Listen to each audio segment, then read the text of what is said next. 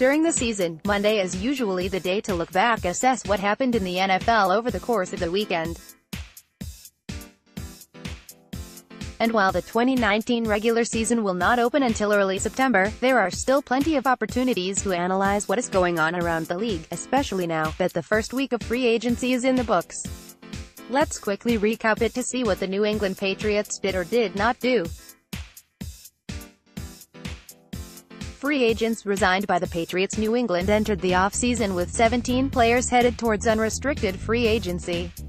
So far during the process, the reigning world champions brought only 3 members of their 2018 roster back into the fold. Wr. Philip Dorsett, resigned, $1 a year, $TBD. CB Jason McCourty, resigned, 2-year, $10 DeJohn Simon, resigned, 2-year, $7.20 Despite starting slowly into his first season with the Patriots, Jason McCourty carved out a role as a starting cornerback opposite All-Pro Stephon Gilmore and played some outstanding football late in the year. Philip Dorsett and John Simon, meanwhile, were predominantly role players. That being said, they were still valuable rotational members of New England's 2018 team and could see their roles grow next season. Free agents signed by other teams while New England resigned 3 players, double that left the team via free agency. And considering some of the contracts they were handed, the club should see at least 2 compensatory draft picks headed its way in 2020. DT Malcolm Brown, signed by Saints, 3-year, $15 OT Trent Brown, signed by Raiders, 4-year, $66 Trey Flowers, signed by Lions, 5-year, $90 Wr. Cordero Patterson, signed by Bears, 2-year, $10 CB Eric Rowe, signed by Dolphins, 1-year, $3.50 OT Ladrian Waddle, signed by Bills, 1-year, $TBD. The biggest names on the list of free agency losses are undoubtedly Trey Flowers and Trent Brown, who joined the Detroit Lions and Oakland Raiders, respectively. Given the size of their contacts, the two will likely net New England 2 third-round picks next year, all while leaving big holes to fill at their positions, however. The rest of the group consists of de facto starting defensive tackle Malcolm Brown, kickoff returner and depth wide receiver, running back Cordero Patterson, primary swing tackle Adrian Waddle, and oft-injured cornerback Eric Rowe.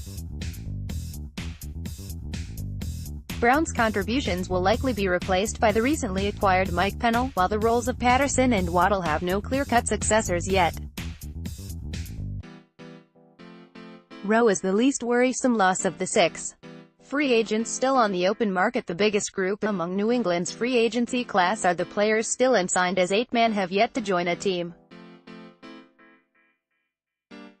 Some of them are prime candidates to return to the Patriots at one point: P. Ryan Allen, K. Stephen Gostkowski, RB Jeremy Hill, Wr. Chris Hogan, LB Ramon Humber, OT Ulrich John, DT Danny Shelton. While Chris Hogan and Danny Shelton have reportedly been in discussion with other clubs, the remainder of the group is having a quiet free agency period so far.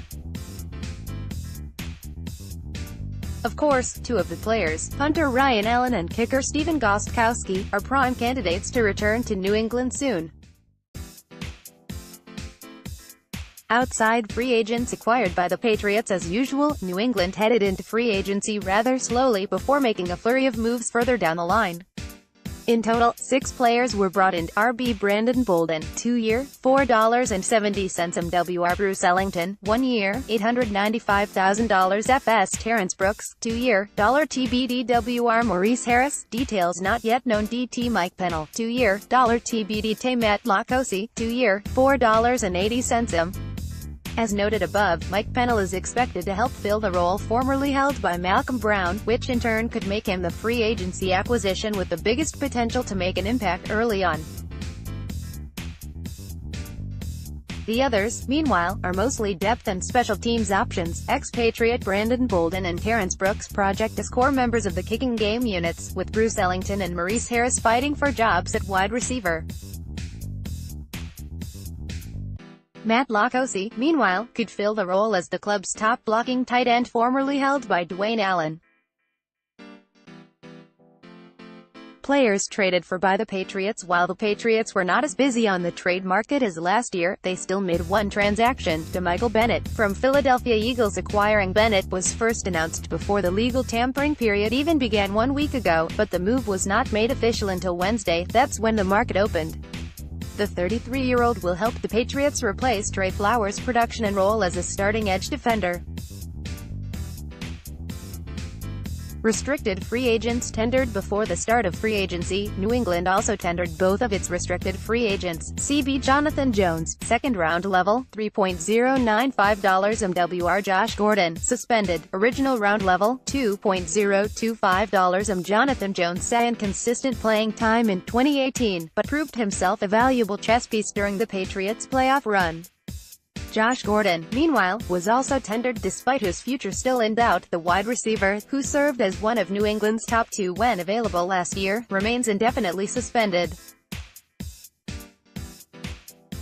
However, it seems as if the club has him in its plans for at least the 2019 season.